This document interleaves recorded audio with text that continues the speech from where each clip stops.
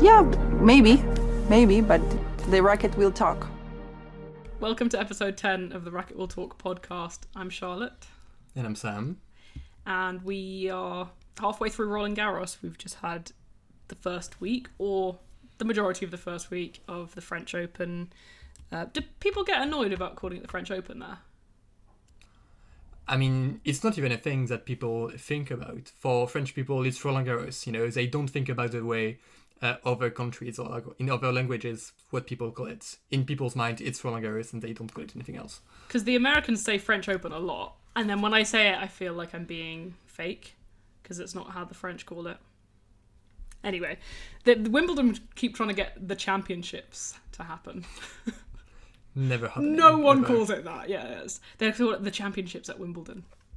Anyway, we've had the first week of Roland Garros, all the way up until the fourth round. Majority of the fourth rounds are completed, with the exception of 3, in our opinion, pretty straightforward matches. Matches that are sufficiently straightforward that we feel confident that we could go ahead and start talking about the future without being 100% sure of the past. That was weirdly, unnecessarily worded. We'll start with the women's matches, the women's quarterfinals we have set up. So very seed heavy, very top 8 seed heavy. In fact, we've got 6 of the top 8 seeds remaining in the quarterfinals. I reckon someone somewhere will know. Definitely someone will know when was the last time that happened and like how often that happens, because it feels pretty rare, especially in modern times. But Sabalenka plays Zheng, Svitolina will play Iga Swiatek, Mira Andreeva plays Louis Boisson. Yes, you got it, actually. Okay. Lewis. And Keys will play Goff. So lots of very, very familiar, strong names there. Lots of players who were in our power rankings. Not to toot our own horns. I mean, it wasn't difficult to pick them, but we'll start with the first quarterfinal, which is Sabalenka versus Zheng. How the players got there, and a little bit about that match, like what we'll expect will happen. Yeah. For Sabalenka, I mean, I liked her draw initially. For the most part, I thought it could get kind of tricky, especially in that fourth round. And I mean, we talked about it. I didn't quite expect Anisimova actually to, first of all, reach that match because her form hadn't been good. And I didn't think, even if she did reach it, that she would be such like a difficult match for Sabalenka. But still, it was historically a difficult head-to-head. And Anisimova, to her credit, did get there. And actually made it fairly tough in that first set, especially. I think it was as close as a straight set match gets without it being like really on a knife edge. You know, you were always pretty confident Sabalenka's going to win this, but it wouldn't take much for it kind of to flip and start getting a bit dicey. Like it would take a couple of sloppy games from Sabalenka for it to be like, oh no, we're in trouble now. Anisimova was, for the most part, really good. She missed out her chances. Sabalenka did an excellent job of saving herself in those moments, which you especially mentioned that she'd been doing well throughout. Was it Rome or Madrid?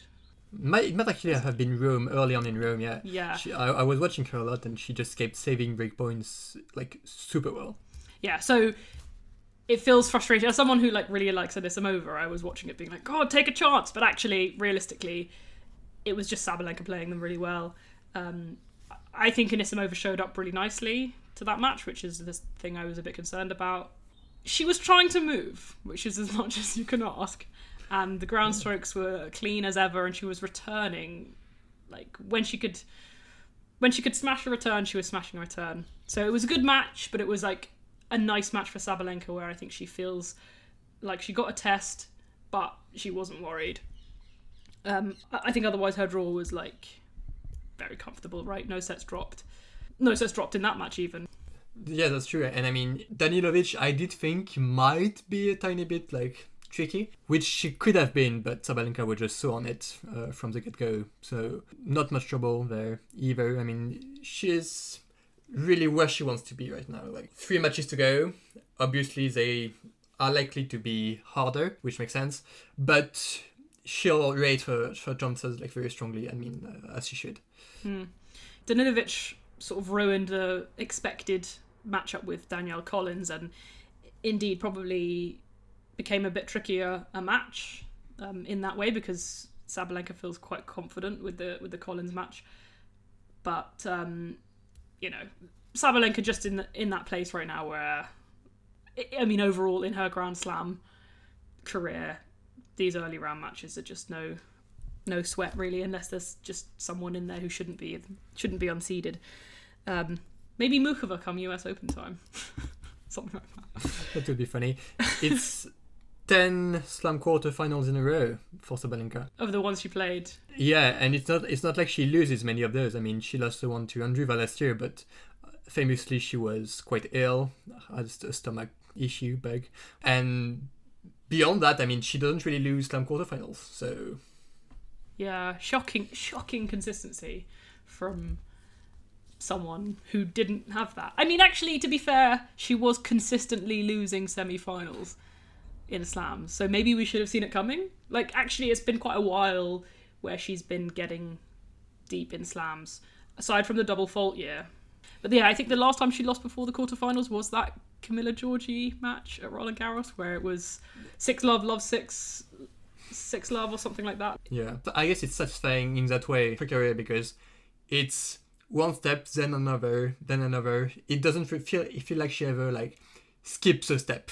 It's all gradual, which I guess is satisfying. And very much not Olivia Rodrigo-esque. That's true. Iga's maybe feels a bit Olivia Rodrigo-esque at the moment, although we'll see. Do you want to like explain that? People will know. There's no one listening who isn't a big Olivia Rodrigo fan. She sings 1 step forward and 3 steps back, right? Yes, that's the song. Yes, Sabalenka, hard worker, bit by bit. She'll play Zheng Qinwen, so that's a rematch of their Australian Open final, their Rome semi-final? Quarterfinal. So back-to-back quarterfinals for them. They've got that interesting head-to-head where it looks like Zheng can't do anything against Sabalenka. Zheng's notable match, in my opinion, to get to the quarterfinals was the 4th round against Samsonova. A Samsonova who was doing her thing she does a few times a year. I was on duty watching that because no one else was.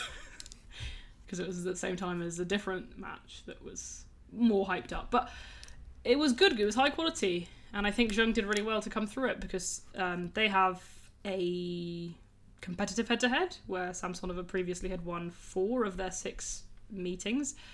She was basically unplayable in the second set, and Qinwen just came through and played like an elite player in the final set and won it. Yeah, as someone who did not in fact watch it, I was quite surprised to see the reaction when Zheng won. I think she fell to the ground, which felt quite big for someone who, I mean, she gets hyped up, but she's usually like a cool customer. So I was, I guess, a bit stunned, but goes a long way to show that match was actually really difficult, and that she probably saw herself maybe losing it, and so the reaction when she did win was quite big. Yeah, as is often the case with Samsonova, she had lots of chances that she didn't take, which I think was part of the reason Zheng reacted in that way. She felt like she kind of got away with a losable match. She had actually quite an interesting run. She played Pavlyuchenko the first round, Emiliana Arango, and Vicky Mboko. Is that right? Yes, I mean, I was really hyped up for that one. And I mean, it's not like it was terrible. It was just fairly straightforward, because Zheng just had too much game, especially too much movement. That's what really stood out to me. Just still the more athletic, the more consistent actually player as well, which was quite big, because obviously Mboko can hit huge, and she did for the most part, but Zheng just was too solid, too often too good, and so she won it in fairly straightforward sets. I didn't watch any of that, unfortunately. What are your thoughts on Mboko as a player, as a prospect? Because I know she's being quite hyped up, and I think deservedly so. Yeah, absolutely. I think she's really good. So it's just already a lot of like foundations that you want in a prospect. The serve looks actually quite big, which not always the case with teenagers. And just beyond that, I just said she didn't move as well as Zhang, but very few players actually do. And beyond that, yeah, I think she moves quite well. Seems to like understand the game pretty well as well. Yeah, lots to be excited about for many reasons. That's a very nice thing to have. Understands the game well. I think it can go quite a long way. And when you see it in a young player, that's a reason to be excited. She's 18? Yes. Yeah, so super exciting. Some OGs like me, we were watching her in 2022, so, been there for a while, been there since the ITF days, although the ITF days were only like a month ago. What are the kind of expectations for that quarterfinal?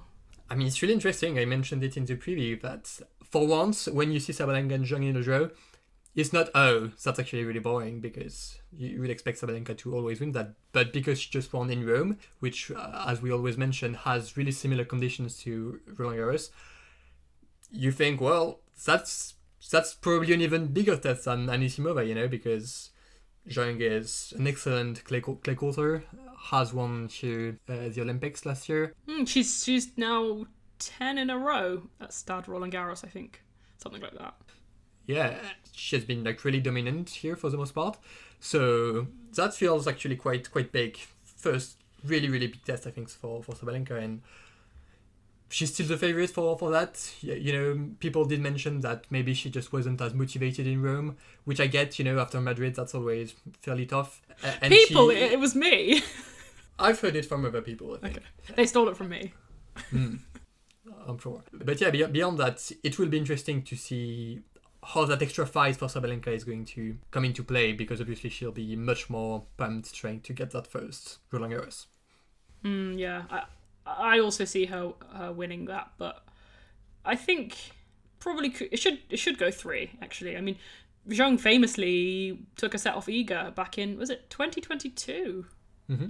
Yeah, so this is like baby Zhang before she was anywhere close to being kind of the mainstay of the elites that she is now.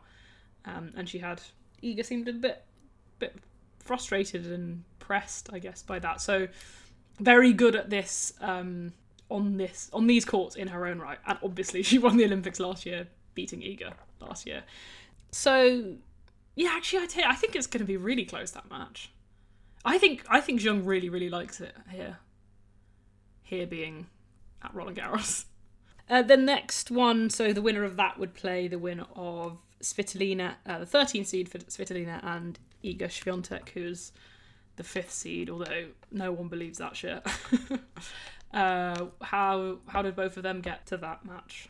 It's actually quite similar in the way that their first 3 rounds for both of them were quite straightforward, and they just won all of them in straight sets. Shout out to Bernarda Pera, who pushed Svitolina quite deep, quite hard in that, I think, first round. I watched most of that, which I don't think many people did, which is a shame. I don't know why you watched that. Yeah, it's a shame. It was really, really good. It was better, actually, than the men's night session that was on. I don't remember what it was. But beyond that, Swiatek played just quite well, quite solid, had a competitive set against Christian in the third round, but looked like herself at RG, which is really, really significant. And then for both of them, fourth round, they had to scrap, basically, to come back from not like impossible positions, but it was getting to that point for both of them. I mean, Svitolina saved match points. Svitolina came back from the brink, for sure. Iga did a good job to get herself back into a match. I think we had like really different experiences watching that match. Yeah, you know what I realised? I was looking at our power rankings, that they were both accurate, and the only difference, the only kind of place where we got them wrong, okay, aside from the 9s and 10s, who cares? The only place where we misstepped, I think, is that we are when our emotional investment came into play. For me, that took the form of thinking, yeah, Naomi, let's put her for 6th or whatever I put her. I always believe in her. I'm always going to be behind her and think she could win a slam if she shows up. And for you, it was getting really concerned and really low on Iga and thinking, for sure, Paolini has a better chance to win this tournament than Iga does, and putting her all the way down there. And I think your emotional investment clouded slightly your view of this match, which I think was a good win, a very good win, and a good performance, and pretty gutsy, but okay. The start of the match, Rebecca opens and it looks like it could be a bagel, and I think from then on, or at least from 2-love in the second set, Iga essentially just like steadied the ship. I don't think it was like an epic fight back. I think it was like getting to the point that she should have been anyway, if that makes sense. Yes, I mean, it's kind of like she started playing the match down a set and exactly love 2, which that's pretty difficult. Yeah, but she had the reason that she was in that position, I think, is because of the baggage. And I think if a different player had been on the other side of the net playing exactly the same tennis, if it had been just someone random, Ashton Kruger, let's say, with the exact same shots coming, I don't think Iga would have found herself in that position. I think she showed up and it was already like some of it she'd already kind of started on the back foot. In her head, Rebecca had a head start. And I mean, a lot of things happened at the same time in that first set. Rybakina was so good. Like, we kind of forget she can be, but she can still be that good. Just... Bro, they don't let you forget. The Rebecca fans do not let you forget. she was just blasting everything. The serve, the return, the ground strokes, even on the run. It was all coming. It was all there. And so, yeah, she was just rolling off games one after the other. And on the other side, you had Swiatek, and it's like, why are you not moving? And I mean, I can defend my perspective on the match because it looked like the start she had to the golf match in Madrid, where she's not moving. And so you feel quite badly about that because there is no reason for it. She's not injured. So it's like nothing should be wrong. And yet it all is. And so when she gets to that point and hits love 2 down, it's hard to actually believe this could even be a match. That's where I was. I was basically like helping her pack her bags in my head. But something happened when she held in down love 2. She just started, I mean, probably serving better a bit and just getting herself into rallies more. Found a few maybe early winners after the serve. And from then on, she was moving. And so then she started returning a bit better. Rybakina famously, or infamously, hit a terrible volley down break point. She was like atop the net. Did you not see that? No, it went into the net, didn't it? Yeah, she was literally on top of the net and she dumped it into it. I would have made that volley probably, which is saying a lot. But no, she missed it, and from then on, Swiatek was back in the match. It's really interesting how it changed the momentum in like really big way. And actually, Rybakina just didn't recover at all in that second set. She dropped like 5 games in a row because I mean it was both Swiatek playing better and her being kind of like shell shocked that she just had gone all wrong so suddenly. And the first set was a real tussle, which I enjoyed actually. Yeah, Rebecca wins the first set 6-1. It was 5-love, and she was putting pressure on Iga's serve for a potential bagel. And then there's a pretty long game where Iga holds right for 5-1. And at that point, you could tell that she's kind of getting into it a bit. The set's obviously gone, but you could tell it's not gonna. For me, I didn't think it was gonna look like that for the whole match. I didn't think it was gonna be a 6-1, 6-1 or a 6-1, 6-2 even. And she's starting to feel it. She's starting to remember that she can play tennis. And then it's a very short bathroom break, right? It's actually both went off the court. Yeah. So, but it didn't feel like a big break. It didn't feel like a big, we need to regather ourselves type thing. It was a short break, and then he came back, and Rebecca won all 8 of the points, if I remember correctly, to hold to love and break to love, I think. And the way that Iga let the break go so easy, for some reason in me, I felt like, okay, I think something's going to start from now. There was just something about, she looked quite relaxed in the defeat, if that makes sense. She didn't look really, really frustrated and het up by the fact that she just got broken. She felt like, okay, I feel good and I can come back from this. this is just how I was reading it. And as soon as she held for 2-1, you can check the receipts. I was like, she's winning this match. Like, everything's changed. She just looks like a different player. The depth was better. The movement was like, yeah, night and day. And then you start saying, oh, yeah, this is why she's won so many times.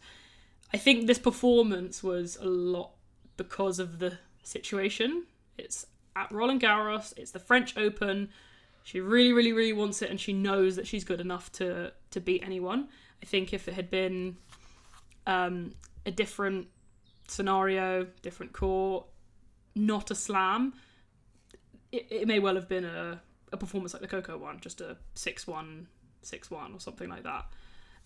So I do think that came into play. But the fact that it was quite early on in the second set where she went down, and she then had time to get back into it, win that set, and then the third set was all just how you'd expect the whole match to look.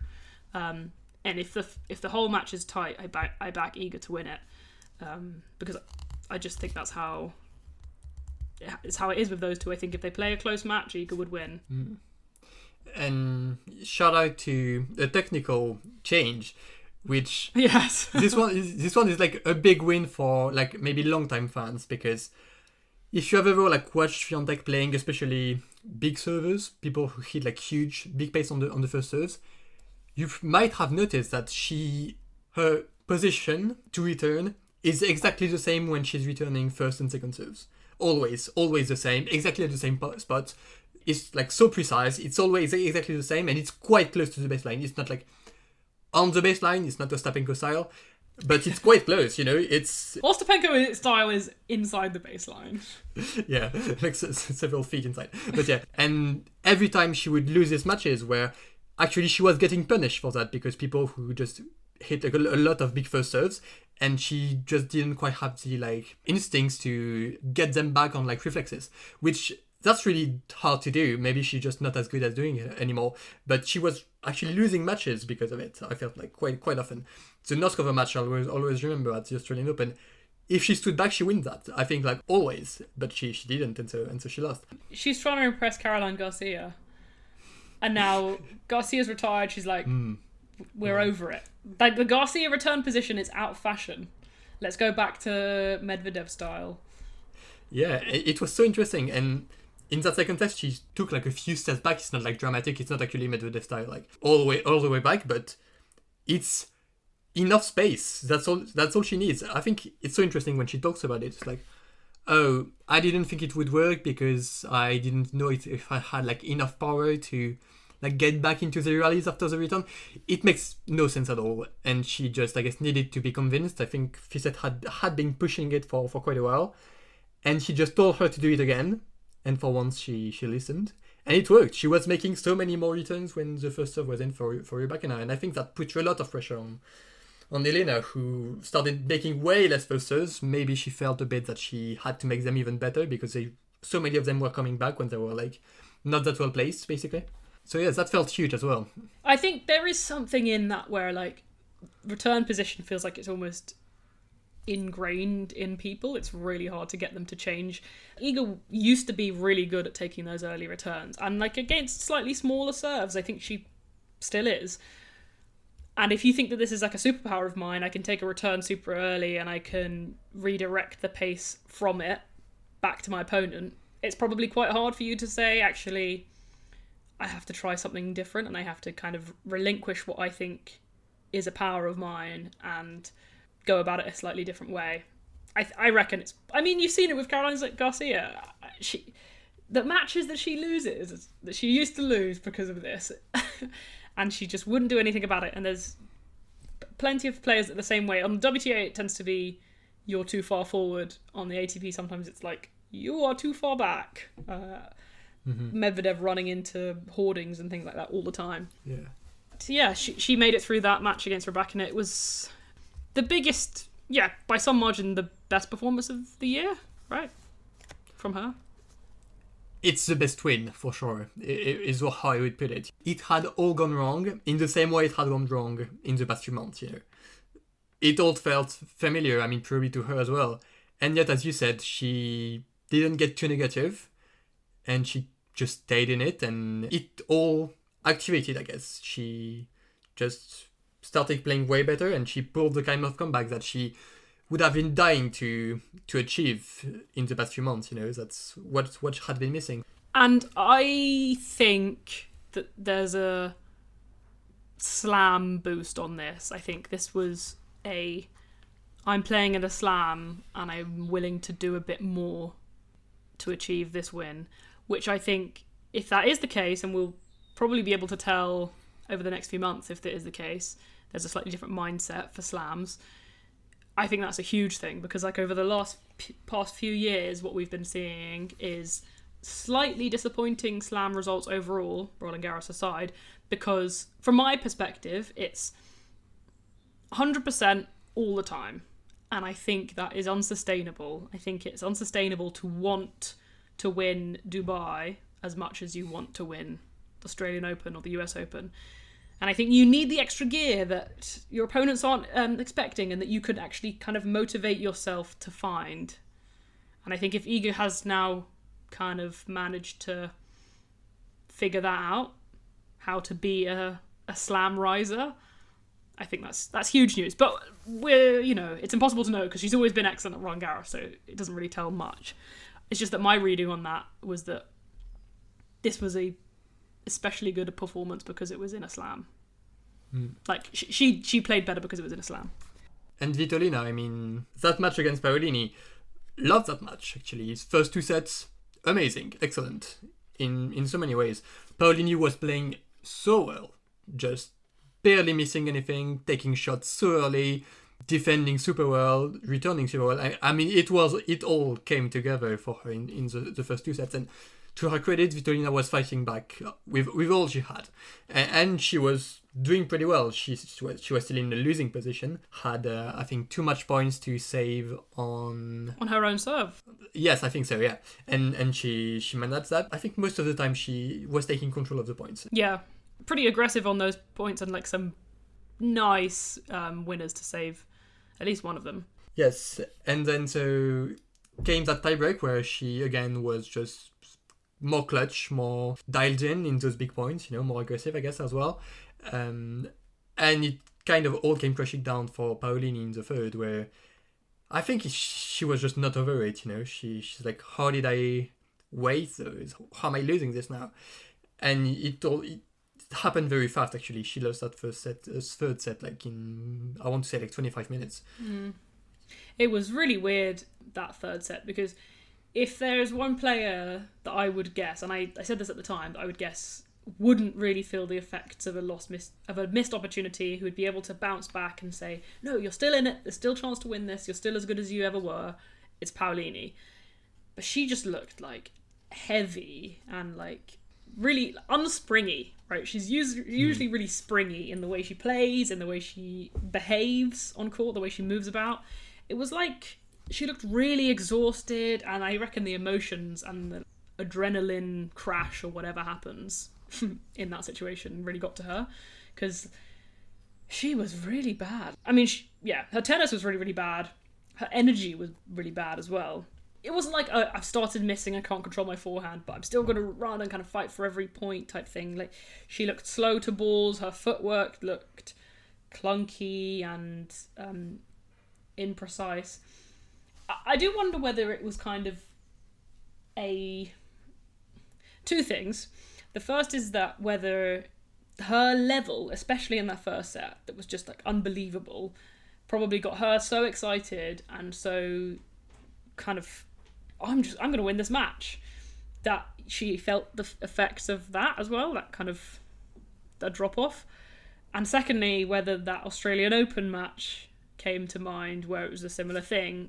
In my opinion, first set looked like she's a better player than Svitolina and she'll win this match. And then Svitolina came back, and in that one as well, she won 6-love in the third set. So I think maybe one to look out for, like, this Paolini now has an issue with the Svitolina matchup. But yeah, Svitolina was excellent to save herself, I think, and to make it through there. Just doing what we've seen for quite a long time from Svitolina. Really, really, really impressive. Yeah. Don't think she'll win the tournament, though. Yeah, so what do you see happening in that match, in that quarter? Oh, this, yeah. I think Iga's going to win. I think it'll probably be 3 sets just because of how good Svitolina is at tennis. But I don't see a world where she beats Iga. I know she did at Wimbledon, but... My take on it is, if Iga starts well, I think she wins it in 2. It's actually kind of bizarre that this thing where she starts super slow, that used to be the best front runner in the sport by a big distance. And now she, I guess in some of these matches where I guess there's tension and there's doubt, she starts like terrible. But I guess now that she has come back from one of those, maybe that will change. It will be really interesting, I think, to just keep up with all of it. For some reason, I think, on the contrary, I think Iga will win the first set, and I think she'll, for some reason, start clowning and then lose the second and win the third. That's just what the vibes are giving me. I think she's not quite clear in the head or otherwise yet in this tournament. I don't expect top-level Iga, the way she sometimes just plays like everything is so obvious to her. She knows exactly what she has to do and when, and she knows exactly how to beat the given opponent. I don't quite see that, so I think it will be a bit of a tussle, but I find it I'd be very surprised if Svitolina won.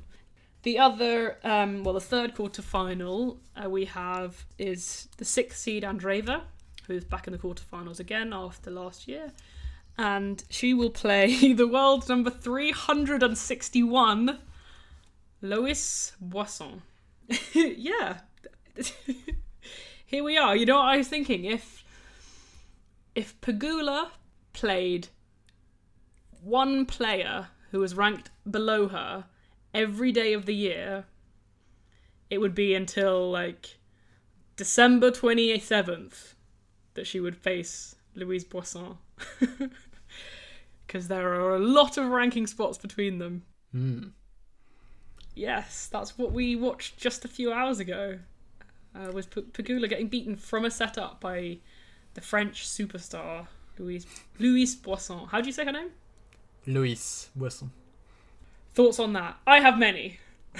So do I. Such an interesting run for Boisson. I mean, first of all, I do think actually, let's be fair, it started with the win over Mertens. That's not easy. And at the Slam, Mertens famously makes a third round at every Slam, but this time she was upset in 3 sets as well. But after that, that whole section kind of fell apart. It was supposed to be the Mukova section, unfortunately, where she lost to Parks, and so Boisson ended up playing Giacomo in that third round, which is very, very kind. I don't think it could have been any easier, actually as far How did Giacomo get there? Did she beat Alicia Parks? Parks? Okay. Yes, Parks, who, can be very, very, very bad. Well, and so, I think just today she's gone to some ITF on the grass and lost to the British number 175, so... It's all very Parks. But still, Boisson had actually a tussle in that one as well, where she felt her knee quite a lot. She tore her ACL last year. It's took her out of the sport altogether when she was having actually a really strong clay season at the lower level. She was supposed to play RG, her first RG. But she came back this year, seemingly playing about as well. And despite that pain, I guess, that had her really worried in that third round, she came through. And today against Pegula, I mean, how do you feel about this match actually? How do I feel? Yeah. I feel good. I said it before the match, when Louise Boisson beats Pegula, I'll be the happiest girl in the world. And I think I'm happier than she is, honestly. Because it was just, it was amazing. She lost the first set and you think, you see the signs, the talent there, you see all the tools she has and the forehand and etc. But you think, it's Pegula.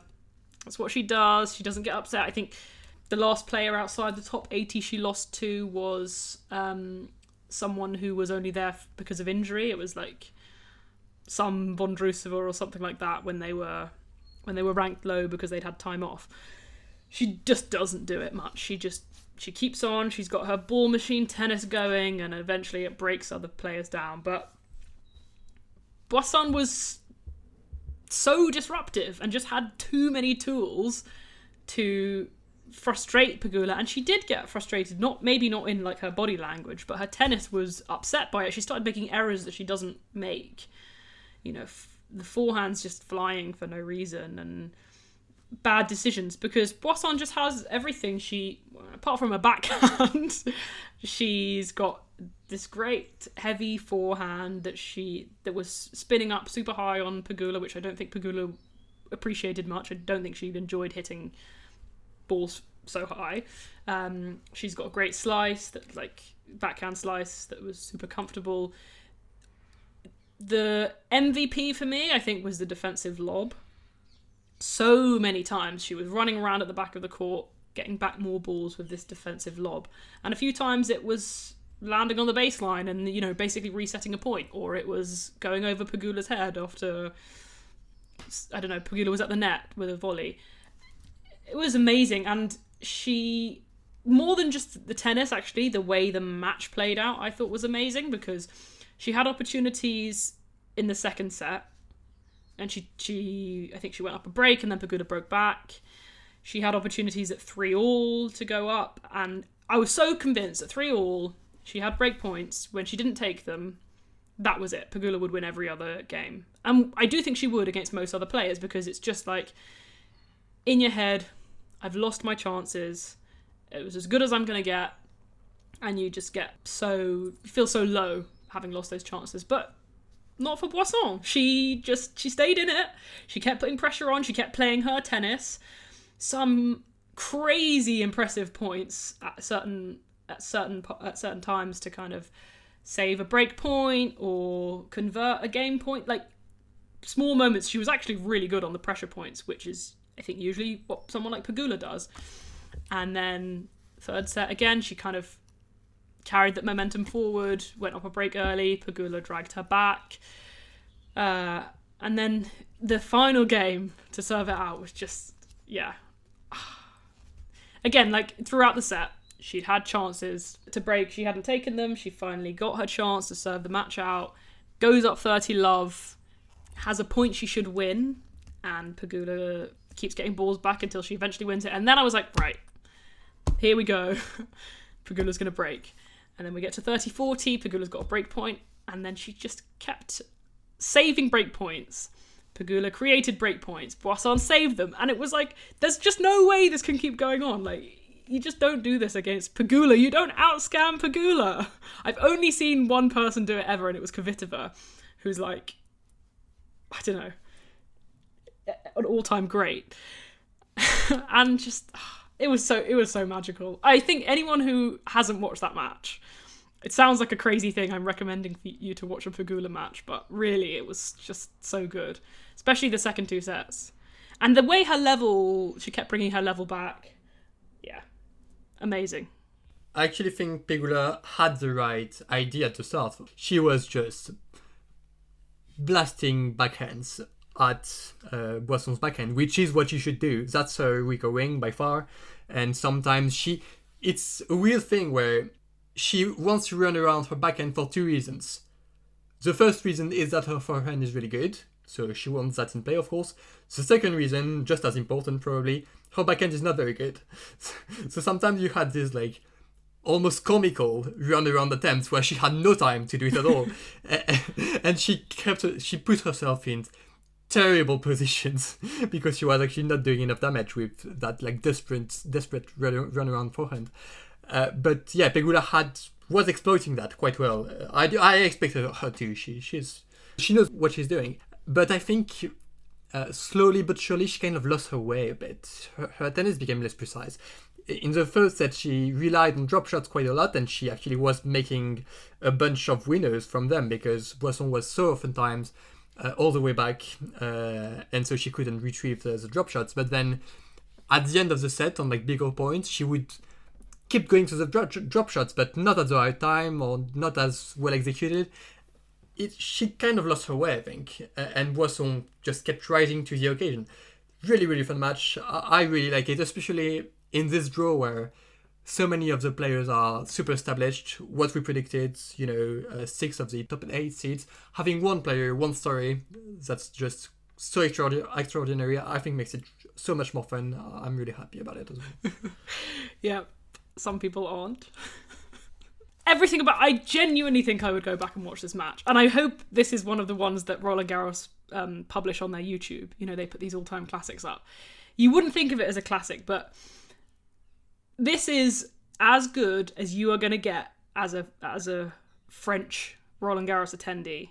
Like, if they had men's names, if it was John Pegula and Louis Boisson, the crowd would have been going crazy because it was really loads of tight games, loads of opportunities for either player, saving break points, things like that, and like in clever ways, in different ways. And a French story, or the story of a French player. I think this is as deserving as any of being a hyped match that had a full crowd and full attention on it. Anyway, I really can't talk enough, I don't think, about how great this experience was to watch, because I think Pegula was also a bit bothered by the fact that Boisson's level didn't really drop, or if it did drop, it came back up again.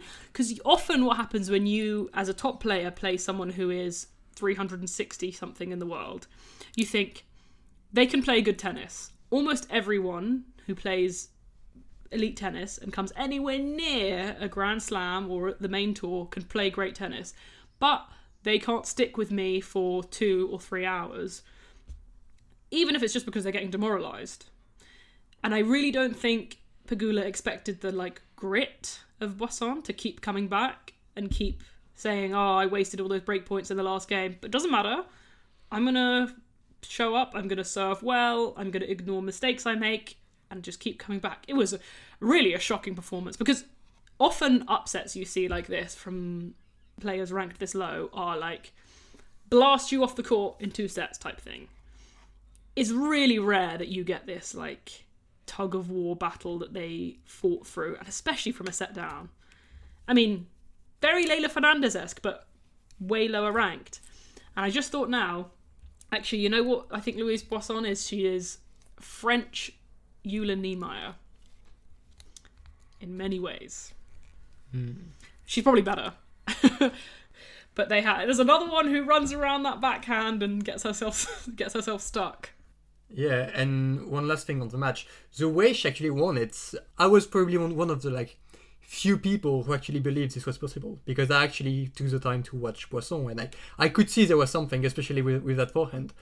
And so in my mind, Pegula losing that match would have looked like Boisson blasting forehand winners. I was basically expecting that she needed a smoke show to win, 40 forehand winners type deal, which was possible, but obviously quite unlikely.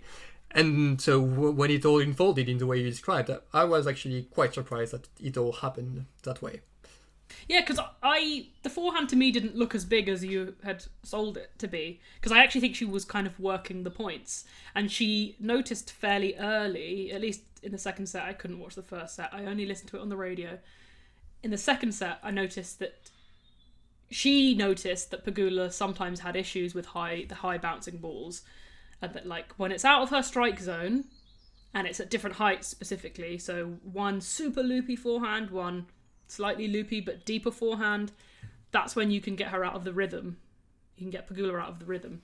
So she wasn't redlining at all, I don't think. It was a real battle. Guys, watch the match. It was amazing. I might even watch it back again. What a superstar. And she's got a broken knee.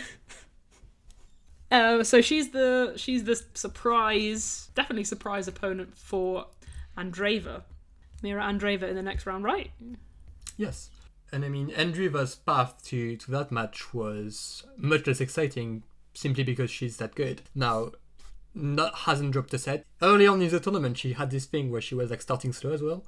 Many times. Being down a break to volley net for whatever reason. I don't actually know if it was Kruger, yeah. Yeah. One of those. I was a bit worried because if it was volley nets, I wouldn't be worried, but it was Kruger, who's she's okay. Who's tall. She's tall, yeah. Yes. No, but yeah, and that happened in quite a few of her matches. But she always came back, literally every single time. I don't think she was even taken to a tiebreak. So she just figured it out like quite quickly, and just rolled on like every single time. I think she was actually down like 5-3 to Katarzyna today. But even then, that's just never really in doubt. You know, it's not like, oh, she won't be able to break back Katarzyna though. Of course she can. I do have that with Kasatkina. It's like, oh, she's got a break lead. And then it's like, oh, she has to serve now. Yeah. Yeah. Does she win more return games than service games? Probably not. But I think it happens like sometimes in some matches. Yeah, I reckon if you did it against like maybe top 15 opponents, I wouldn't be surprised if she won more return games than service games, because she's a really good returner, or she's got a great return game, but like can't be said enough that the serve's fucking shit. But a nice run for Kasatkina, I think. That's quite a good. She played well. Badosa easily, and she actually played quite well against Andreeva, who she's just never going to beat, really. Well, she has beaten her, but in this situation right now, yeah, it was never going to be a win for her. So Andreeva Boisson, what do we feel? It's so hard playing a player like Andreeva, though, because unlike many other players who just think she's got an answer for everything, she's now in a place where she can serve big enough, return well enough, and hit hard enough that you think, put her against a basher and she can hold her own. She moves well enough that, okay, she can't beat Coco yet, but other movers, you think she can move with them. And you're not worried about her against someone who's gonna kind of junk ball her and slice her and move the ball around. So how do you beat her? I don't know. I picked her to win this tournament because I just don't really understand how people beat her. Yeah, I mean, if you're Boisson, it seems basically impossible. I think that backhand is actually going to be taken to the cleaners. Like, I think she's going to expose it like badly all the way through. Unless her forehand like completely takes over, which seemed really unlikely. I think it's Andreeva. Yeah. Another thing about what I noticed about Boisson was that her movement, she's got a bit of pain in the knee, so her movement was a bit hampered. You could tell every time she tried to run to a drop shot, but I think you could also tell when she was running around the backhands, she wasn't really doing it as quick as she probably is used to doing. She's actually quite athletic, though. For sure. She's a good mover. Yeah. She looks like Zachary. She's got the body of Zachary in the face of Richard Gasquet. So, big things to expect for her career, I guess, based on that. Andreeva will... If she wants to target the backhand, she'll target the backhand. Because if she wants to put a ball somewhere, she will put the ball there. That's pretty much what I see with Andreeva. So... And the redirecting, she'll move her around if she wants to. Any tactic she chooses to employ, she'll be able to do. And she'll be able to win. So I think that's another straight sets win for Andreeva. The winner of that match would play the winner of Madison Keys against Coco Gauff, which is the match I said I didn't want to happen. It's such ugly tennis. Well, it's so bad. It's one of those. I mean, we in the preview we talked about that whole half of the draw being quite easy for those players in question. Like if you're good and you're put in that half, your chances to make it to the quarters are actually super high. And is that an official statement? You saying Pegula's not good? No, but she had good chances. First of all, so most of the time she would have made it to the quarters, I think. But beyond that, I mean, I think I had Keys against Goff, and because it seemed very likely based on what the draw looked like. And they both are playing well, so it's just not that surprising at all that we see this. But I mean, I guess Keys actually played a notable match against Kenin, right? Don't worry, I'm on it. This one's in my notes. What about Coco? What happened for her to get there? I don't... She's playing great. For the most part, she's playing great. I guess it was maybe like 20 minutes of tennis in that second set against Bushko. I was kind of like wincing watching it. It was like peak golf struggle tennis. Like that video from Cancun. Yeah, literally, yes. She kept getting broken, and she had to break back every time. And she was fighting for her life. I saw. I didn't want to tell you about it just yet. What? Yeah, Bublik. Yeah. Sorry. Is this happening then? Why would you lose to Bublik? I kept a straight face. I saw the result, and I was like, Wait, it's not finished yet, is it? No. Okay. She's up a break in the fourth, and he has 2-1 lead. But Jack is 0-30 on the Bublik serve. Yes, so hopefully the comeback is on. Okay, alright, sorry. Yeah, Coco. Will you talk about Coco? No, but yeah, she was just bad for those like 20 minutes, and then Buskova served for the set, and she was broken. And after that, Goff was back to playing really good tennis. Today against Alexandrova, I watched like basically all of it as well. She was excellent for the first set, and Alexandrova was just not in it, so she won it like super comfortably, 6-1. And second set, super competitive from both of them actually. Alexandrova was actually playing really well. You just never expect it quite to that extent, but she has good shot tolerance. She can hang in like super long rallies and just keep going after it and hit winners and do all of it. I mean, I was super impressed with both of them actually. I think obviously her ground strokes are huge and really clean, and like when she unloads on one, you're not getting to it, and she could red line. But really, her rally tolerance is the thing that separates her from just every other ball basher. The thing that separates her from Diana Yastremska or something, for example. Like she looks really frustrating to play when she's playing well, because it's like just she's staying in the rally and every shot's being hit as hard as it can be hit. I'm just checking to see what her break point conversion was, because it didn't feel good. No, it wasn't. Time. I mean, for the most part, I'd credit Goff. I think she played great on most of the break points. She converted 1 break point of the 9 that she had. Yeah, that's not great. For the most part, I think Goff just played them well. And I was beyond that just so impressed with Goff with the way she competed in that set, because honestly, if she's like 2% like less sharp in that set, I think she loses it. Alexandra was playing like well enough for that to become like really complicated. But no, she stayed in it quite well, and when her moment came, she was able to just convert and hold to win the match. So super impressed with Goff. I think she's favoured against Keys. I do. Yeah, I mean, that makes sense. Completely. Bublik held from Love 30 down. Bye-bye Jack Draper, I guess. Bublik Sinner is more interesting, probably. Or is that still just a win for Sinner? Oh no, I don't think it is interesting at all. What? I think Draper Sinner is way more interesting. We will talk about it later, I guess. Bublik's got that mythical high peak. Okay. Well, obviously, because he's going to win this match. Yeah. So Coco will play Madison Keys. I'm not looking forward to the match because, like I said, I don't like that matchup.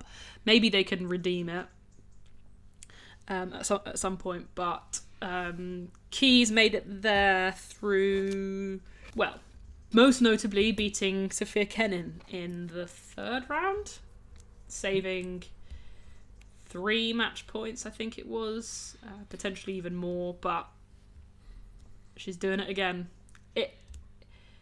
It was the same thing. I mean, Kenin was playing really, really, really well, and it was the same thing where Keys just had that look of like, no, I feel good. I'm going to win this match. Like, you don't worry about me. And it wasn't like a serve missed return type thing. You know, those are easy match points to save. It was, she had to earn them through rallies and through hitting an excellent ground stroke that she'd set up by an excellent rally and making that, you know, it was amazing. But this new 2025 Slam Keys down match point, I just trust her.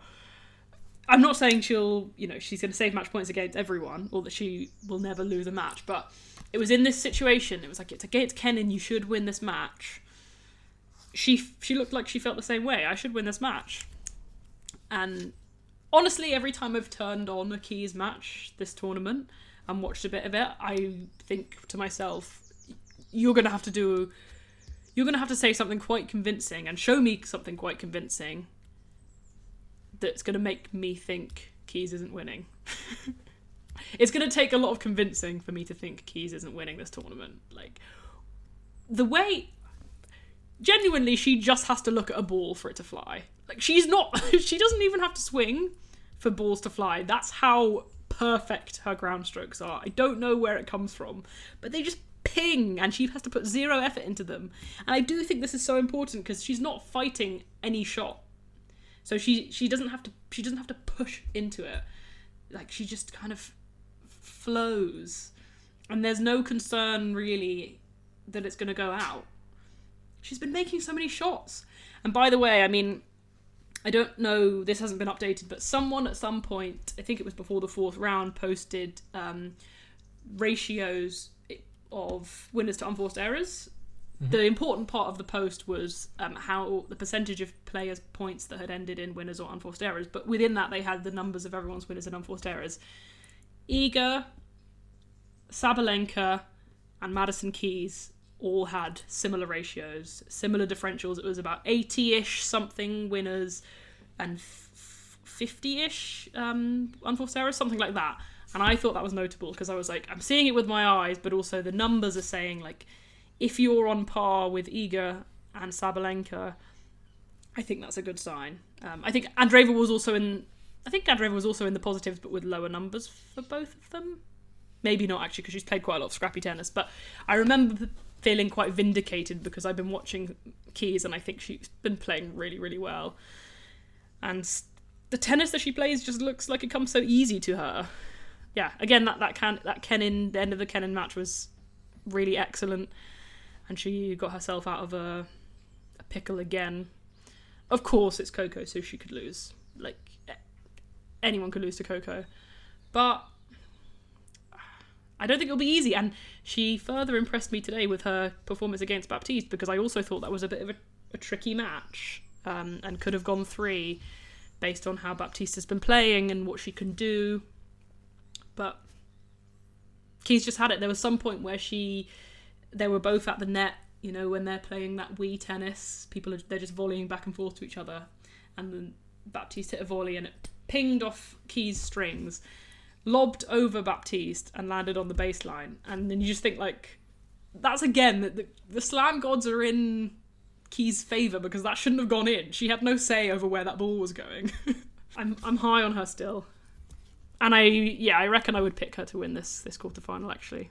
I can see it. I mean, it's not like hard to imagine with like the tennis she's played this year to think, oh, she could take over that much. Maybe.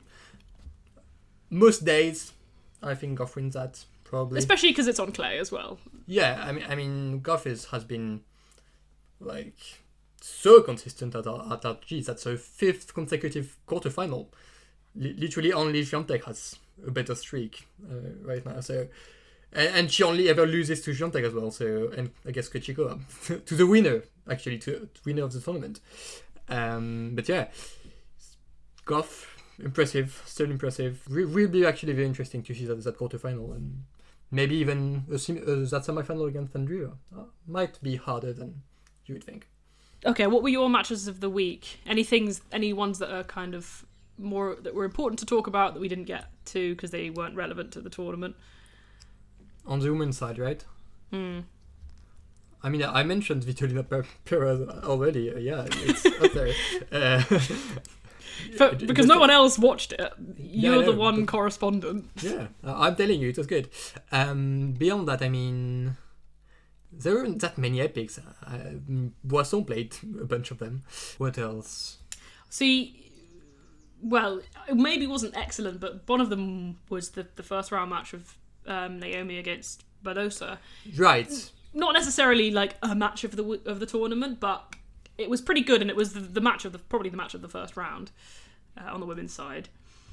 I mean, Badosa was really, really, really good considering everything. You know, she's got a chronic back injury and she hasn't really played on clay very much this year. But Naomi will be, and as we know, is disappointed because she just gave away a set for free in the middle there. Yeah, I mean, it's crushing, really. just so many of these like super tight matches that she can't get it over the line. It was even the case last year already. So it's been like ever since she came back, that's been the main thing. She can find the level at times. She just gets stuck. She just gets stuck in those matches, and she can't seem to get over the line, I guess. But Badosa was defending super well. I think that's what won her that third set. So many balls back at like they were like low or short or high. Naomi was like hating it, missing so many of them from like super offensive positions. That's how it happened, but it's so close yet so far. That's still how it feels, basically. Yeah, I do think this one felt a bit different because the second set was just bizarre, right? Like, why you got the first set, like you should feel on a high. You go, let's close it, let's win the second set, let's have it done with. I've been playing well enough to beat her so far. Just need to hold the same level, and she just like it was 6-1, right? Something like that. Yeah. And it felt like a 6-1. It wasn't like close games. It felt heavy. I think that was a really weird performance because I don't remember seeing something like that recently in a big match where she has the level to perform. I wonder if there's just like a struggle at the moment to kind of regulate the emotions, and maybe after winning the first set she's like woohoo, and then kind of comes crashing down. Other kind of notable moments, I suppose, was Emma Navarro losing in 8 minutes before anyone had even turned on the TV. I think, people who like think Navarro is bad will say, oh, she's just bad at tennis. That's what it is. Something happened. I think something had to be off for her to perform in that way. Yeah. There's like no other explanation, I don't think. Yeah, because she was just like, she's not sometimes she's on fire and sometimes she misses all her shots type player. She is a solid, consistent, all the Jessica Pegula adjectives, with probably even less firepower, even less reason to like miss. And she was just missing. It was a really bad performance. But yeah, something probably up there. I said I think she was just rushing to Wimbledon to come and hang out with me. But we'll never know. I mean, if that was the case, you would know. She didn't know where to find me. But she loves the UK. Maybe she's a UK weeb. And she thinks, you know what? I really wish I was just at Birmingham ITF right now, hitting with Venus Williams. In preparation to play random British players off the street. Yeah, that was one of the upsets of the first round, and just, yeah, some people found it amusing. Yeah, anything else from the women's draw? What do you think is going to happen after quarterfinals then? What do we imagine for the semis and the final? It feels hard to foresee a semi-finals that's not Swiatek Sabalenka. I mean, it's not impossible, Both Svitolina and Zheng might have a chance. I think the favourites are bound to come through there, and that's been the pattern with that half of the draw. For the most part, the favourites have just really delivered and even turned some matches around, and things are going to meet. And when that happens, I don't know what will transpire. Obviously everyone wants it to happen in the Slam final, but it's almost lucky and exciting to get the prospect of it in a semi-final. One, because it's one match closer, and two, because like the excitement of having semi-final day where you get Iga Sabalenka and then another match after, which could be something as exciting as like Andreeva Goff. Like, bloody hell, that would be an incredible day of semi-finals, and then afterwards you get a final. I think that could be awesome. And I agree, I really see it happening. I think some things, one of Iga or Sabalenka would have to kind of go off the boil for it to not happen.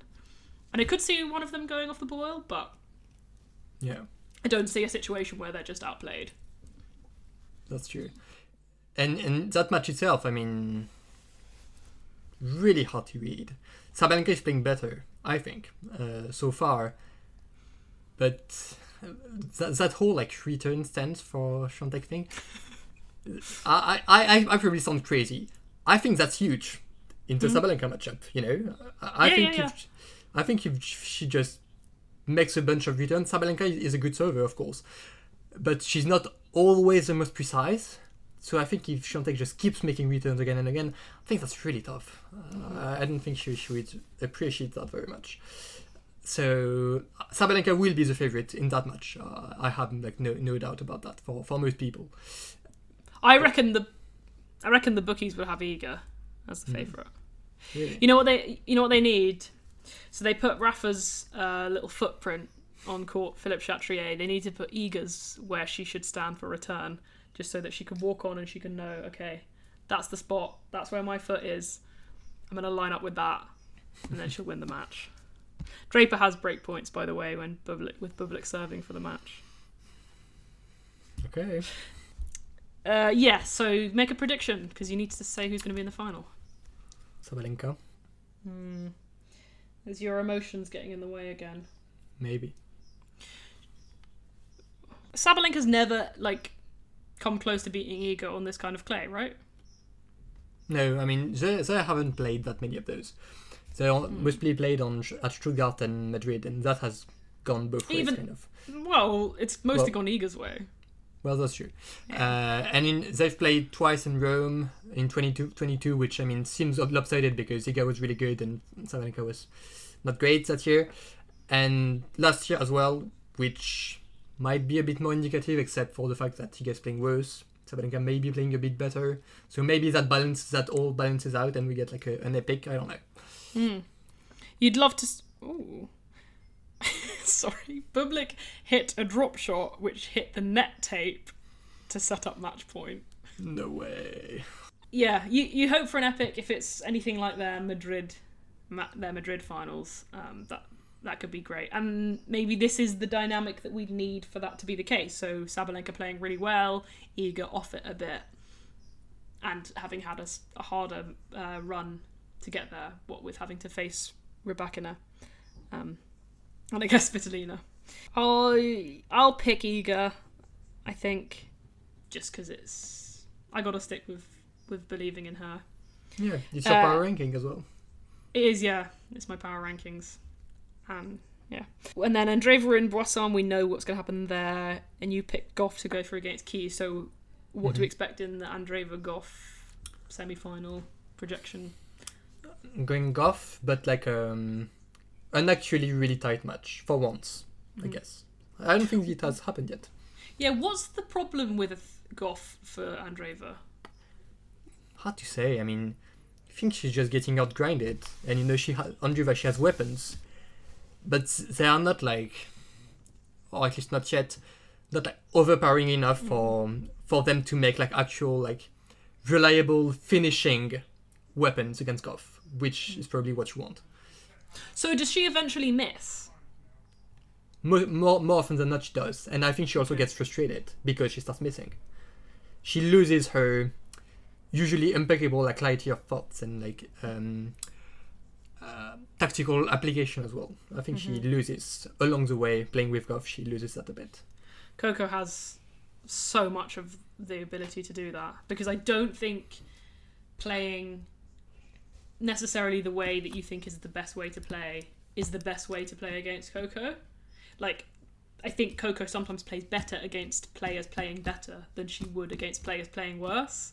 So you almost have to execute a game plan that would be a worse game plan, but actually is more effective against Coco, if that makes sense. Yeah, I'll pick Andreeva and Keys, and then I'll say Andreeva wins. And then I guess I'll have a Iga Andreeva final. No, I'm going to have an Iga Sabalenka. No, Sabalenka Andreeva final like I predicted before, with Andreeva winning. Let me just stick with what I had. Okay. Who wins your final? So that's Sabalenka and Goff. Going Goff. It's because I realized this. I was watching her today, and I just kept thinking about her stats and her past runs at RG. And it's if it's not Iga, I think it should be her, basically. It's how I feel. I that's not really like a convincing argument or anything. I feel like she deserves it the most. Yeah, I know what you mean. We don't. Yeah, it's like how people talk about Sabalenka in Wimbledon. Like, she's due a Wimbledon. Yeah, Coco closer. I understand, but because Sabalenka's missed quite a few. Yeah. But it's how they talk about it. It's like it makes sense in their head for Sabalenka to have a Wimbledon title, I think. And I think it makes sense in your head for Coco to have a Roland Garros title. It's her best surface as well, so. Yeah. I tweeted before the fourth round matches had happened that there was only 4 players that I could see winning the title. I extended it to 4.5. But there were 4 players that I could imagine winning the title. I would not be surprised if they won. And outside of that, I would be a bit surprised if they won. And I said I would reveal on the pod. They are all still in, all 4.5 of them. They were, quite obviously, Sabalenka and Iga. Outside of that, Andreeva and Madison Keys. The 0.5 was Zheng. So if you're someone who tuned in to find out who my 4 players were, that's for you. Though it stands that way. I mean, Coco's kind of getting closer to that, and I guess I wouldn't be shocked if she won. But these are the 4 that I still think would surprise me the least. Keys would amaze me, but maybe wouldn't surprise me, just because I've been so moved by her level. I think that's that for women. Is that right? Yes, I think so. Yeah, we can move on to the men. The first the first quarterfinal that we have set up has not been set up, and actually has officially not been set up because Alexander Bublik's just fallen to the floor, having beaten Jack Draper in 4 sets. So Bublik's staying in the tournament, which I don't understand because he hates clay. I'm baffled. Truly. This is more chaotic than Boisson going to the quarters, in my mind. Is it? Yeah. I don't know about... No, I don't know about that. It's... What's going on? I'm... Do you not rate Bublik? Is he like a male Diana Yastremska? It's not about not rating him, it's about me disliking him, actually. Yeah, of course. She's actually very beloved for I think most tennis fans who know who he is love him because he's so real and he's so he has so much touch and ability, but he's also funny, all of that. I'm not denying that any of those are true.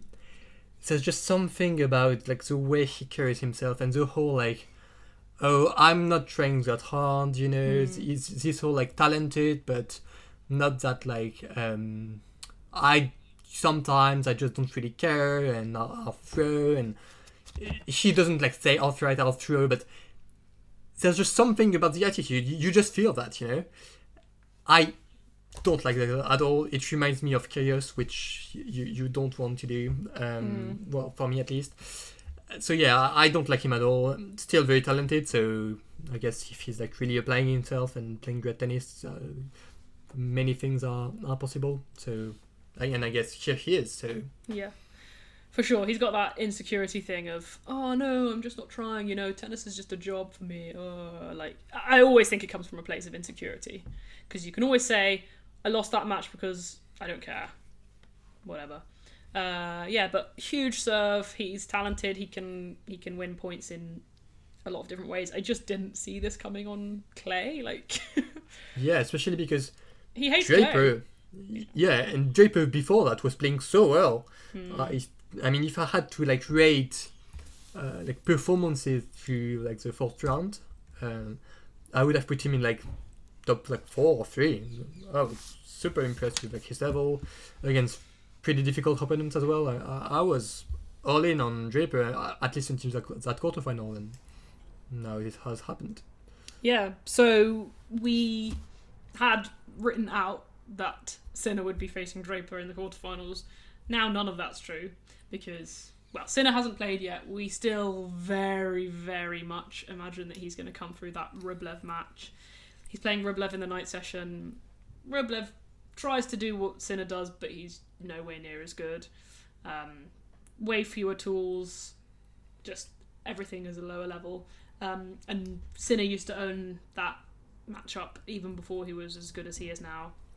So I feel confident about still taking Sinner there. He hasn't dropped a set yet, right? No. Barely lost games to Lehechka. His path has not been particularly interesting. And Rublev's there partially because of a walkover that Fils gave him into the fourth round. So we're thinking Sinner versus Bublik in the quarterfinals. Bublik, who did he even beat apart from Jack Draper? I think he beat someone else who was good. Let's have a look. Hold on. He beat Alex de Minaur from 2 sets to love down. Right, that did happen. Yes, okay. And then he beat the player who beat Jakub Menchik from 2 sets to love down, Henrik Rocher. So, yeah, he's earned his way there for sure. Draper and de Minaur both, okay, not clay court players, but both players who are far, far better than Bublik. So, yeah, he won't trouble Sinner, though. Do we feel quite confident in saying that? Well, because I didn't watch that, now I'm like, well, who knows truly how well he's playing, but it's hard to imagine Sinner losing that much. I mean, he's such a good returner as well, even on clay, I think Bublik is probably quite serve-reliant. Yeah. I think that's not a great thing to have when you're facing Sinner, who has that whole maybe not prime Djokovic, but that Djokovic thing. Or he'll make returns, and in big moments, and he'll get the breaks. Also, his speed around the court that I can imagine lots of Bublik net approaches and Sinner making passes because he'll get to that ball. Plus, ridiculous rally tolerance. Bublik said to him after a match ages ago, "You're not human." Do you remember that? Yes, she was Sinner was 19 or something. Yeah, so I think he already rated him, and I would assume we think Sinner will come through that. It's a shame because I was pretty high on Draper. I watched him beat Monfils in the night session, and I thought he was really, really good to do that because that's a hard thing to do tennistically, and then it's a hard thing to do outside of that. I think Monfils is one of the most incredible, talented players I've ever seen, and Jack Draper withstood everything: the swings in momentum, the crowd, the hype, the ridiculous gets, and I just thought okay, there is the mark of a guy who's ready to make his seeding and perform up to the level we'd expect. So pretty big upset. And then he completely dismantled Fonseca, didn't he? But I didn't watch that. Yeah. He was just I did. He just looked way better than Fonseca, in basically every department. Fonseca was hitting hard, and he just kept coming back every single time, and just better serving, better returning. Just looked like honestly a different class from Fonseca. So yeah, so we kind of, although Sinner's still chilling in the fourth round, in our heads he's in the semi-final, right? Pretty much. Yeah. Because you'd take Rublev and Bublik back to back for a semi-final, I think. You sure do, yeah. Then in the next quarter, Zverev will play Djokovic.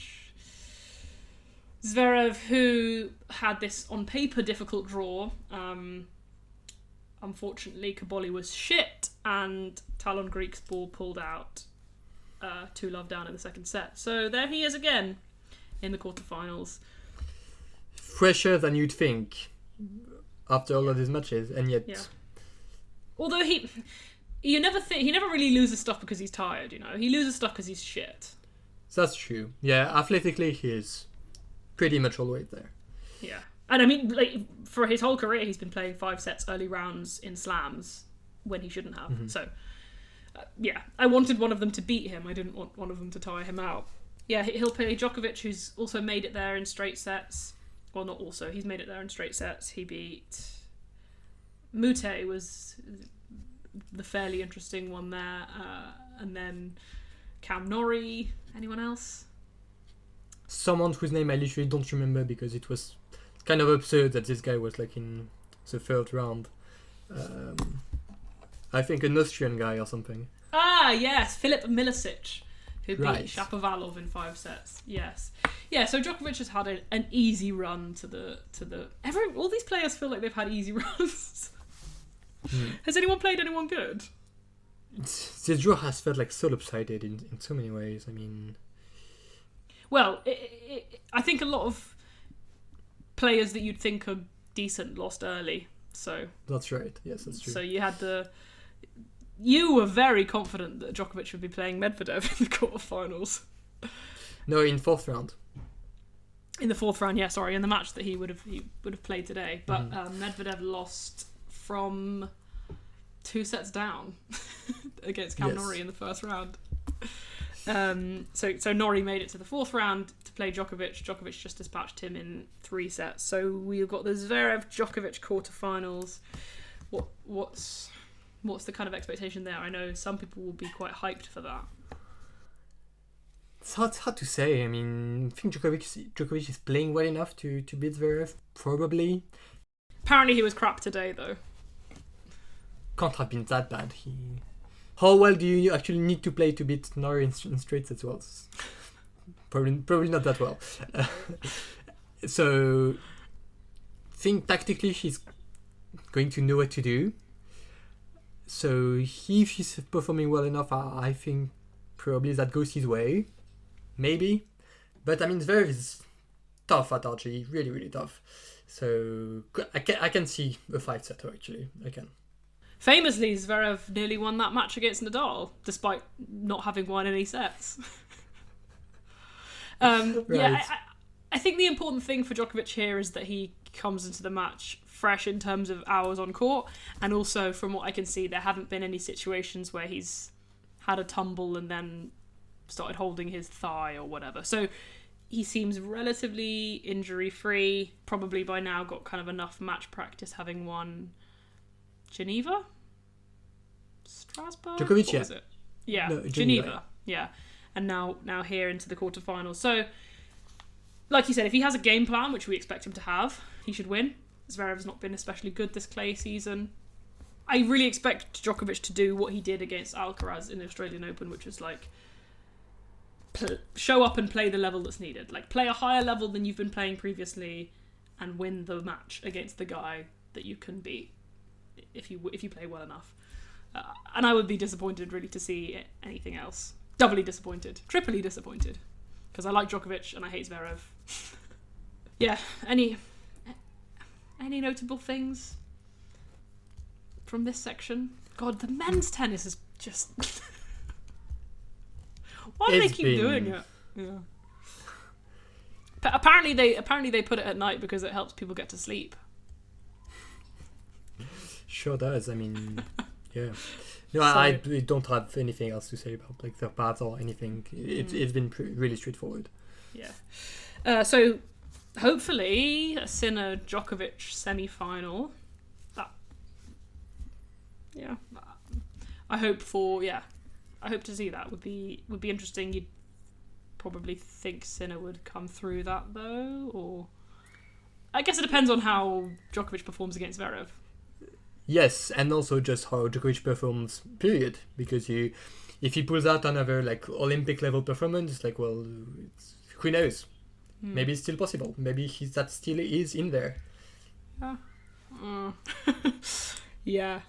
And then in the next quarter, we've got Lorenzo Musetti against Francis Tiafoe.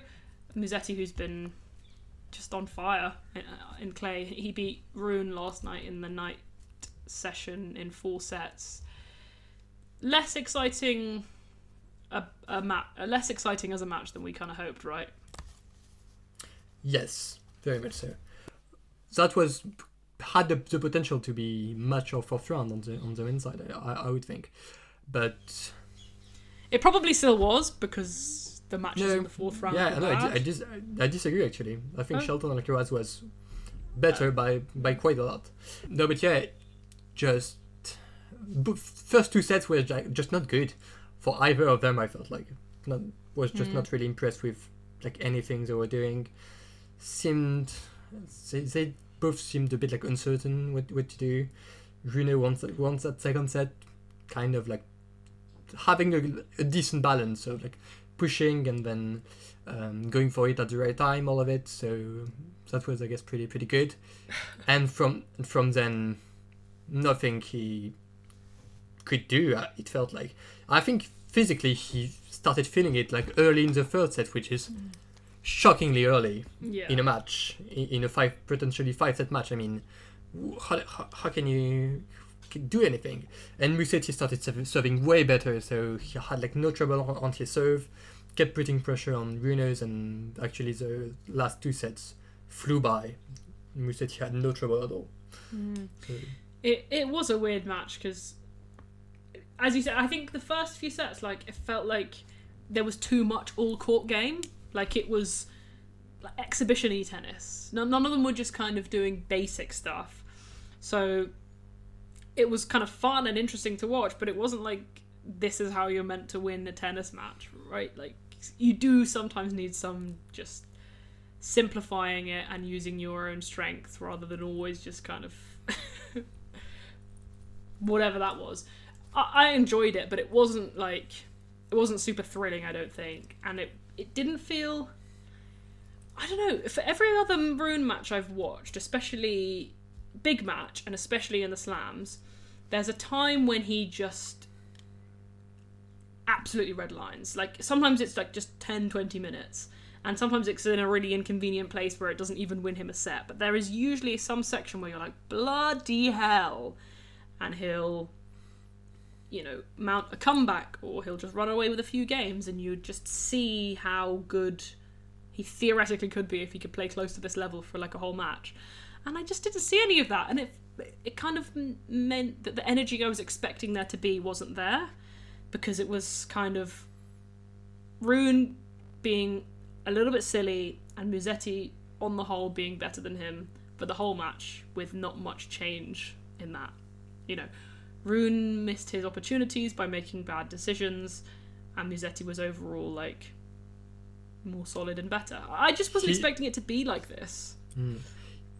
Basically, just felt like Musetti was just at a higher level of like tennis, and just understanding his own game and what to do to win a match, and just seemed better than Rune, which from like a purely like theoretical skill set like perspective, you wouldn't think that to be the case, but clearly that's what we saw yesterday, at least. And it's peculiar because, like, if you were to pick one elite player for Rune to play against who might match him in chaos and might not bring the sort of stability, reliability and maturity that most elite players have, it would be Musetti. Like, let's both of us kind of fuck around, but actually Rune looked like the child there and Musetti looked like the adult. Yeah, like Musetti has grown up, you know, he's going to have like 2 children. Maybe Rune needs to get himself pregnant and then see what it means to be a dad, and he'll be like, okay, now I can play daddy tennis. Yeah, maybe that's the answer. We remember that, was it at Umag where Yannick and Carlos held that baby? Yes, I think it was Umag. And ever since then, they've been better, you know? They've been playing more daddy tennis. So Musetti got through that in a pretty comfortable way. I think he'll be happy with how straightforward that was, I guess, considering how it could have been. And then he'll play Tiafoe, a bit of a surprising opponent,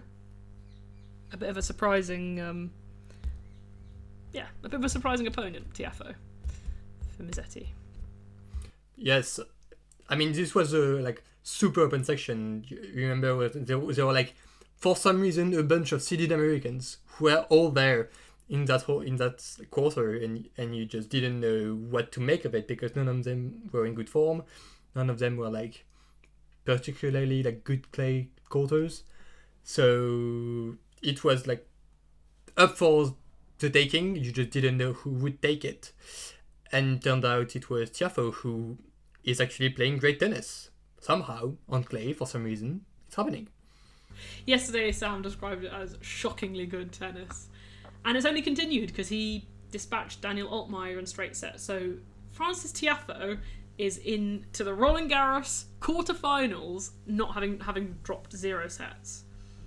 What world does this make sense? Because not only could he lose to anyone, he could also drop sets to anyone. Like, he hasn't had an especially hard draw, but I don't know why. It's so random. Why is he being efficient now? Like, where does it come from? What's it motivated by? Does he think he can win? Like, of all places to decide to be efficient and say, like, let's cut the bullshit. I don't know. Like, Alcaraz dropped a set to Demir Juma, and here's Tiafoe being like, no, I don't do that. Straight sets only. Yeah. And there he is. He'll play Musetti, and I feel like they've played before. Probably. Couldn't tell you where. No, you're such a women's tennis fan. Is this for some fucking random... If this were like Putintseva and Anna Bondar, you'd be like, yeah, they played in Palermo round 2 6 years ago. I don't know anything about Anna Bondar, first of all. Okay. No. But I think Musetti and Tiafoe played before. If not, they should have. Again, it's a kind of another Rune-esque match for Musetti, in the sense that it's like he's not as bad as Rune in the chaos and the nonsense, but it's another sort of tricksy, slightly unpredictable player. I don't know. I expect Musetti to come through, but again, like, Tiafoe's level has been surprising, so maybe, I don't know, maybe he takes it to 5. Yeah. I can see the pressure really racking up on Musetti, because she's been the favourite in every single match she's played, and she has come through every single time. And now it's a quarterfinal for... You're setting up perhaps one of the biggest matches of your career, second slam semi potentially for Musetti, and it's like, well, you just on paper you just have to beat Tiafoe. That's really not that bad, not that bad at all. So I and knowing that Tiafoe is actually playing super well, way better than you'd expect, maybe a recipe for trouble at least. You know what? You've convinced me. I remembered how good Tiafoe was at the US Open that one year, and like, I do believe that's still in him. I think in the right context, that's in him, and I think this is like similar context, but pretty much 0 pressure. I think he'll win, and he has, in my opinion, the best kit of the tournament so far. Yeah, he's this all blue. It's all the same shade, lovely Lululemon stuff. He looks really good in it. It's very nice. It's a slam winning kit. What's your favourite kit? Men's and women's. So Tiafoe's, yeah, I agree. Really? Okay. Yeah, love it. And then, I usually just go for the Wilson kits, because tend to be super good. You didn't like Naomi's thing. You probably can't remember it. I do remember it. I liked it. Yeah, that's true. Yeah, it was good. And I liked the jacket she had on when she was practicing. Yeah, I'll go Naomi. Sure. Okay. I don't think I've been particularly moved by any of the women's kits. Although, oh no, I think I liked Mukova's. I think it was all black. Yeah, had nothing to do with who was wearing it. Yeah, the winner of Musetti Tiafoe would play the winner of Tommy Paul and Carlos Alcaraz, who also play all the time. And every time people go, this is exciting, Tommy Paul beat him that one time. And then every time Alcaraz just wins. Yes. I really don't have much to say on that. Paul did amazingly well to get that far, really, because he dropped so many sets in the... It was 14 out of 15 coming into the yes round 4. just absurd. So played so much, was seemingly injured like the whole time, and yet here he is. So well done. That's definitely as far as he gets, but well done getting there. Definitely. Yeah. I mean, again, it'll probably be a good match and you'll get some good points and things like that, and you'll probably see an exciting level from Tommy Paul at some time, but this theoretical exciting tight match it's been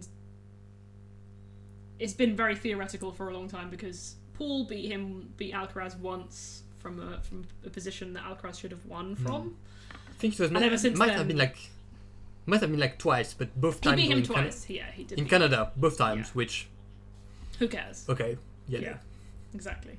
And it's clay and it's 5 sets, and like Alcaraz has been playing really, really, really well. Tommy Paul made it there kind of in lieu of Casper Ruud, who lost interestingly early. Right? He was one of the kind of early upsets. Injured pretty badly, I think. Don't remember what it was. If it might have been his back or something. His knee or? Oh yeah, I think it was his knee. That's right. Yes, he couldn't move well at all, which very disappointing for Ruud, who always saves his best for the French. He talked about how he'd had pain all throughout the clay season, and that he shouldn't have played Rome. Right, like you just win Madrid, and you're feeling pain, just skip Rome. But then he did this whole thing about how if he skips certain tournaments, he'll lose out on these bloody Masters ranking thingies. And also like the prize money pool, whatever thing. Just drop the money. You're rich enough. No, but I'm serious. Prioritize your career. That's the way to go. Yeah, very strange. And also, it's a really strange decision, and I don't really understand. If he'd felt like he'd had a disappointing result in Madrid, I get it, because you're like, I need some more clay warm-ups, but you're pretty much in a perfect position, right? You win the first big title of your career. I'm feeling a bit of pain, let me take this off. There's enough reason, even winning Madrid without feeling pain, there's a reason to skip Rome, kind of. Anyway, he lost super early from, I think he was 2 sets up, right? Something like that.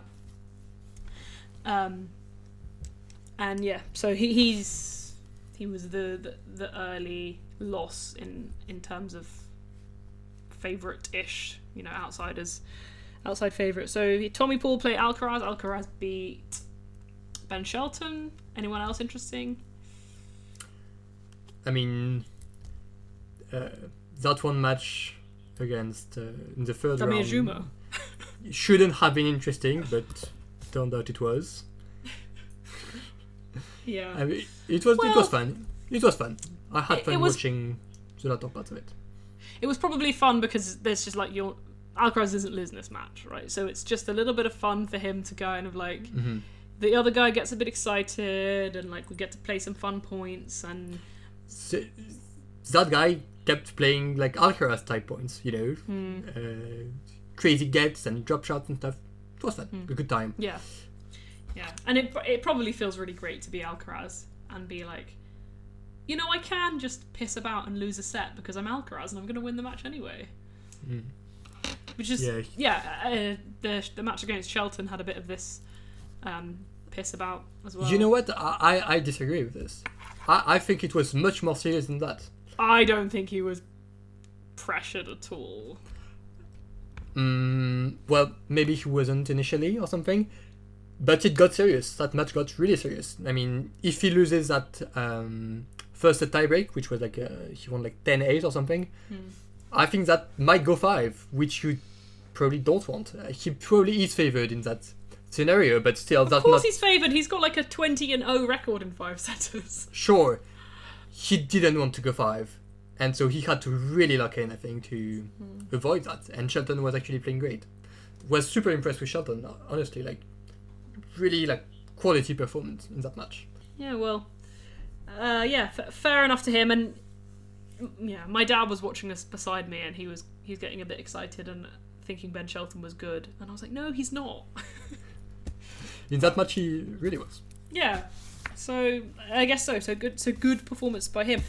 Tommy Paul makes it 2 American men in the quarterfinals of Roland Garros, and it's been since 2005 or something like that with Andre Agassi. 2003 that even one has made it. So very London buses, if you know the phrase. I don't actually. It's the whole thing. You wait ages for a London bus and then 2 come along like together. Right. Okay. I don't know where it comes from, but yeah, it's crazy that it hasn't happened in 22 years, and then there's 2 this year. In a time where, like, okay, overall American men's tennis has been good, but like this season, not really. So a bit of a surprise, but I guess it's just everything's quite open nowadays. What are your predictions for the quarterfinals that we don't even know are happening yet? As we said, probably Sinner against Public, and then most likely I want to say Djokovic against should beat Zverev. I hope he will. I think he might. And then I think Alcaraz always beats Paul, always. Mm-hmm. And Musetti, apart from those times when he didn't. Yeah, but in that match he always wins, I think.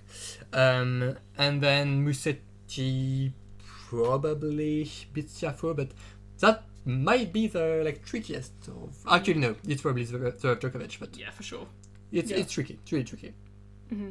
I mean, I think if Zverev Djokovic is close, Djokovic wins. Like, I don't imagine if he's up to the level of beating Zverev, I think he beats Zverev. You know. Right. I'll say Sinner, Djokovic, Alcaraz, and I'm gonna go Tiafoe. You know, I'm moved. I like his kit. I'm excited by the prospect of another Tiafoe Alcaraz. And then, what, are you taking a Sinner Alcaraz final? Yes, I am. You're going outside the box, huh? Sure am. I mean, you going outside the box is just going Djokovic, which is, you know, the greatest to ever do it. Sure. Oh, you admitted it! I've never not admitted it. That's a shocking reaction to something I say fans routinely. Never say that. They move the goalposts. They say your greatness is about more than just tennis. I'm not delusional. He's the best male tennis player ever. Okay. I'll say Djokovic Tiafoe. With Tiafoe winning. No, I'll say when did Alejandro Davidovich lose? He lost to Lechko, actually. Oh my god. Oh yeah, he did. Yeah. And then Cerundolo lost to Gabriel Diallo. You had him above Djokovic on your power rankings? No. Okay. I didn't. No, you had Ruud above Djokovic. I'll say Djokovic Alcaraz, and I'll say Djokovic wins, because I don't think Alcaraz beats Djokovic anymore. So Djokovic is beating Zverev, Sinner, Alcaraz back to back to win number 25 as a 57-year-old man. Why Even for him, that would be the top five ever, and probably. I think that's got to be number 1 with the level that Sinner and Alcaraz are playing right now. Like, no, it's not happening. But let me throw it out there. Okay. Yeah. Any kind of highlights of matches that you watched in the first week, or things that you thought were men's matches that were notable? Yeah, I mean, I loved Memphis Draper, as you mentioned. Fils against Munar was more like drama and like epic endings, and it was like good all the way through. I mean, there were literally 2 sets where Fils wasn't moving and literally didn't do anything for 2 sets. So that was kind of hard to watch. But then in that 5th set, he really turned it on. I mean, amazing comeback. Hit like 20 winners in like 5 games or something. It was wild. Was he doing the Fabio Fognini impression? You know, when players get injured so they can't really move and they just thwack the ball. Kind of that vibe, I guess, yeah. I love watching that. I wasn't I don't think I was watching it for some reason, but I think it's because Munar is unbearable to me. But yeah, I love watching a Fabio Fognini impression when someone's injured. Yeah. Yeah, lots of people retired, but we don't really care about any of them, right? Like Gasquet and that. No. Gasquet had his 19th retirement. Yeah, great. I mean, I've never been a big Gasquet guy, so I'm like, well, happy for you or something. Yeah. I ain't reading all that. Yeah. Men's tournament not moved me much, actually. Like, I liked the Monfils early on because, like, when you're in it and you're watching him, you're like, this is just such a great experience. And I can't believe how old this guy is, and I can't believe how good he still is. But, you know, outside of that, like, a lot of it's resting on the final few rounds if we could get, like, exciting matchups between them. Any other points? No, I'm excited to see it all unfold. Yeah, me too. Yeah, especially on the women's. I think the men's could be a bit crap until The semis. Sinner Alcaraz. I think it could even be crap until the final. Because you could imagine a world where Zverev or Djokovic lose limply to Sinner. Yeah. And I guess it's harder to get excited when there's this one match that's going to be in the final, and it all feels like it's building up to that. So the building stages don't feel quite as exciting. Yeah. For me, Djokovic is definitely the wild card here. Like, he could turn the tournament from being basically Rome, but with 5 sets, into like, ooh, this is thrilling. Yeah, I see that for sure. Yeah. What a legend. I had one question for you. It's kind of a prediction-y thing, but I was thinking about it because of like how stacked the women's quarterfinals is. We've got 6 of the top 8 seeds. And maybe I'm wrong about this, but for as kind of consistent we've been in slams for the last like 3, maybe even 4 seasons, I don't think there's been a single rematch in a slam final. Is that right? No 2 players have played each other twice. I think that's right. Yeah. Yeah. This was funny, right? I guess that's strange, and I guess it's. There have bound been to lots of happen. kind of permutations of this person playing. Yeah, and there are 2 that are likely here. Wait, who did Sabalenka play this year in the US Open final? Last year. It was Pegula. Okay, sorry. I wouldn't have got that. I would not have remembered that. Okay, sorry. Yeah, so I'm pretty sure there have been no rematches in the last, like, however many years, 4 or 5 years. That's a good point, yeah. So my question is, over the next 5 years, what do you think is going to be the most frequent slam final matchup with the women? Yeah, I guess I could start with one that's already happened and could happen again this week. Swiatek and Goff. Yeah, that's your. I don't know if it is. Maybe it's Sabalenka Goff. Really? Oh, you're really high on this combo. I mean, no, but it's happened before. Seems likely to happen again even this week. But I guess it also depends. Like, do I think Iga is like bound to go back to being the best or the second best player in the world like soon? If that's the case, I think the combination that makes most sense is Swiatek and Sabalenka. Although they're on a big fat 0 at the moment. How interesting would this rivalry be? Like, you know, they've got this one of the longest streaks of sharing the top 2 positions in the rankings, but with 0 slam finals played. Like, how fascinating. That would be very. I mean, like I blame Keys, I guess. Why? And yeah. And I blame, I guess, Mukova and Sabalenka for RG23. It was Mukova. Okay. Sabalenka had no part to play in that. I'm sure. Yeah, I guess so. I'm going a bit rogue. I'm going Sabalenka Andreeva. Yeah, Andreeva being included in that makes sense. Because I do think... Well, I just think she's really good, don't I? Sure. I think they'll play Roland Garros final. I think they'll play Wimbledon final as well. I think also Swiatek makes sense insofar as they have played like the most out of anyone. They seem to meet each other. Yeah. Right. Yeah. Yeah. Although there's little guarantee they'll always be on the other side of the draw. That's to true. Each other. They need to become the two best players in the world. Is the issue, I guess. Yeah. Okay. I thought that was a... Yeah, no one really mentions that no, we haven't had any rematches. But it's kind of... In slam finals, at least. Yeah. And I guess it's especially not noticeable in the case of RG because Iga is there every year. And it's just someone else every single time. It's that thing of... there's a joke about how Nadal...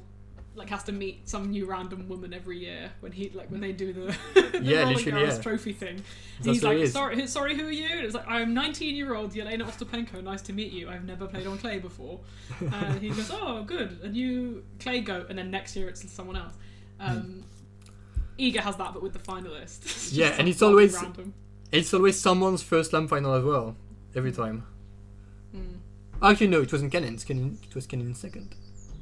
Second of the season. Second of the season. What a legend. Okay, excellent. We're looking forward to the final week of Roland Garros, yeah? I've got Thursday off. What's happening on Thursday? Women's semis. Ooh, yay! I didn't even plan to take that day off. Oh. Yeah. Oh, I'm excited now. Anything else? Any last... Nope. There is way more that needs to be covered about this tournament, like the whole schedule, treatment of women's tennis thing, all of it. It's not that we have forgotten about it, it just feels more appropriate, I guess, to tackle it in the very last pod that we will do after it has all ended.